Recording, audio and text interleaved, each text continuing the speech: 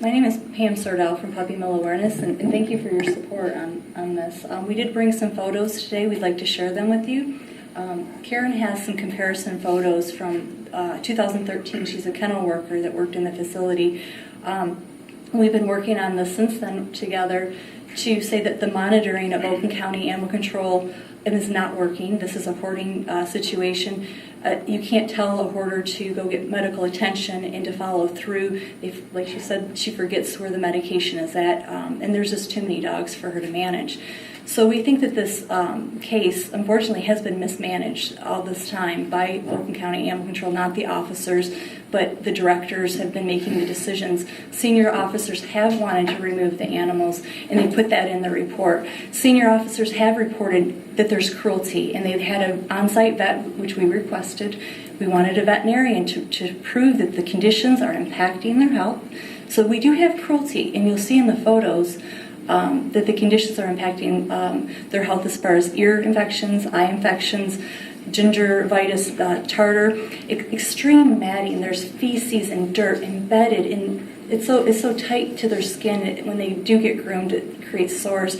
It's shocking that this kennel hasn't been shut down primarily just on cruelty alone, because other counties have handled cases just like this.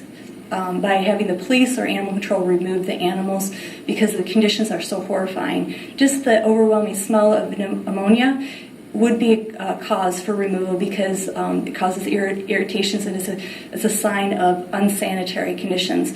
So last time we were here in September, she had failed like 5 inspections all in 1 year. And we said, well, how come there's no policy or procedure for handling repeat violations? So now there is some kind of procedure for an appeal process, but it's not public, it's not been approved, and it involves some kind of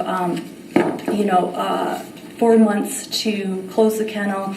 But this doesn't work for hoarders. I mean, we don't want this kennel to go to another county or city. We don't want her to reapply next year. If there's cruelty charges should apply. Even if this is a hoarding case, the only way to protect the animals is to unfortunately prosecute, where you have probation terms that will allow officers to get into the kennel and to check to see if she's recollecting animals.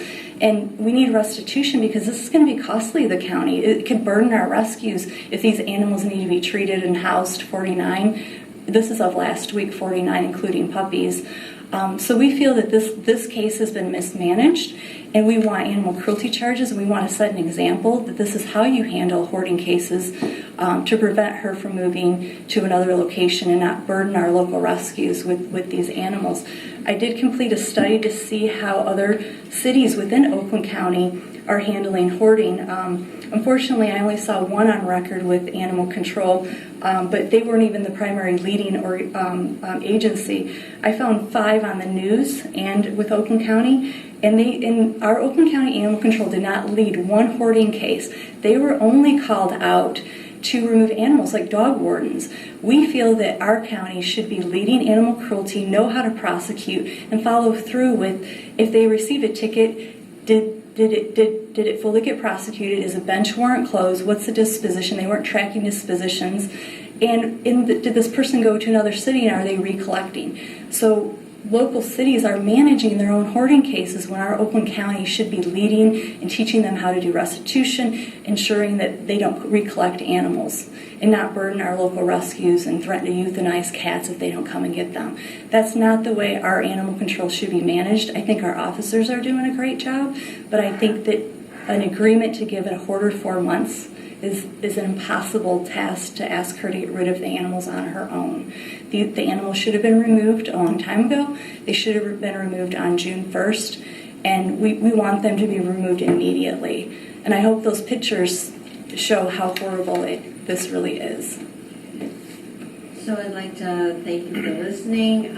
Anybody that wants to lend support, I will be calling Corporation Counsel because I understand they're writing the contract, and I will be engaged with Mr. Newman as much as possible. I understand this is not the forum to have that conversation with him, but rest assured that Farmington Hills Council was horrified, and they kept saying, well, you got a commissioner sitting right in the audience, and that was me.